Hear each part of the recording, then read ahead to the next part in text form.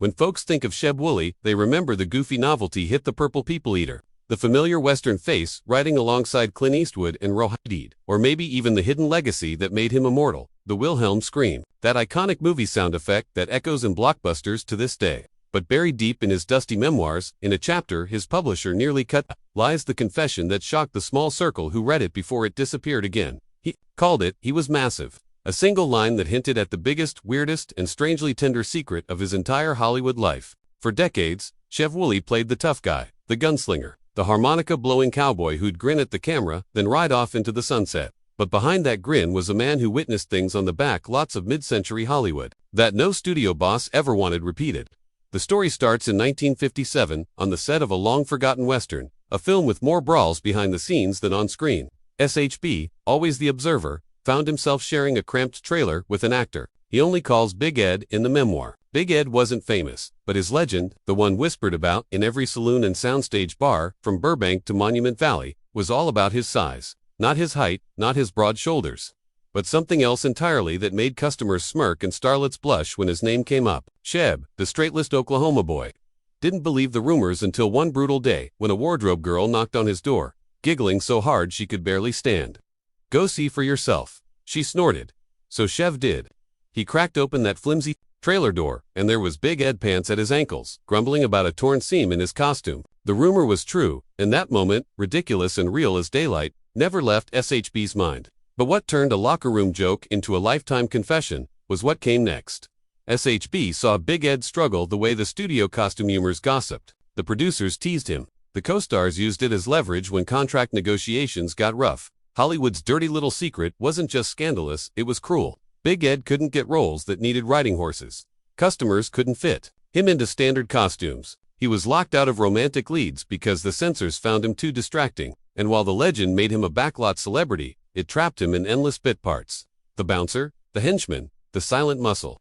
No one ever asked if Big Ed wanted more than that, but SHB did. In his memoir, Sheb writes about long nights at Desert Motel, where they'd sit outside their trailers, sip cheap beer, and talk about everything. Ed's lost dreams of Shakespeare, his secret wish to be in comedies, his heartbreak when leading ladies laughed instead of listened. SHB described Ed as one of the sweetest, gentlest souls he ever met, and when Sheb's novelty hit Purple People Eater made him a household name, he thought about Big Ed sitting in a rundown apartment, script pages scattered on the floor, too big for his own dream. He was massive, Sheb wrote, but what he carried inside was bigger than what made him famous on the backlot for decades. SHB kept that story to himself. He worried people would think he was gossiping, or worse, mocking a friend he genuinely loved like a brother. But as the years passed and the Wilhelm scream kept playing in every action movie, and SHB's face faded from Ron's, he felt a responsibility to say it out loud that sometimes the legend you're stuck with is the thing that crushes you. Hollywood worships the bigger than life, but it doesn't always love the ones who are bigger in the ways nobody talks about.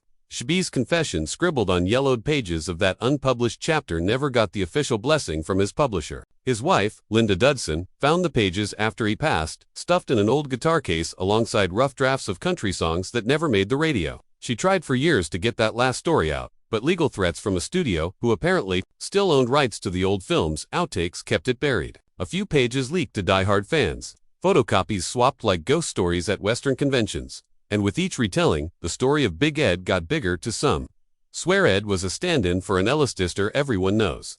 Others say he was a real stuntman who ended up working on spaghetti westerns in Europe, vanishing into dusty towns and bit parts that paid the bills but broke his spirit. Some say he died alone in a motel near Tucson, a script for King Lear tucked into his duffel bag, a role he'd practice in mirrors between takes, a dream never meant to be. The line "he was massive" became an inside joke for fans of SHB's weirder songs. They'd scroll it on posters, sneak it into fan forums, or drop it as Easter eggs in bootleg Wilhelm scream compilations. But those who read SHB's own words know it was never a punchline. It was a testament to every Big Ed who walked Hollywood's dusty streets, carrying a legend too big to fit in the frames the studios built for them. SHB, the man behind so many legends, novelty hits, TV cowboys, the scream heard around the world, left behind one final tale, part confession, part plea, that the people we laugh about are often the ones we should have listened to. In the end, he wrote, he was massive, but his heart was bigger. And I hope someone somewhere remembers him, not for what made folks snicker, but for what he dreamed of and what they never let him be.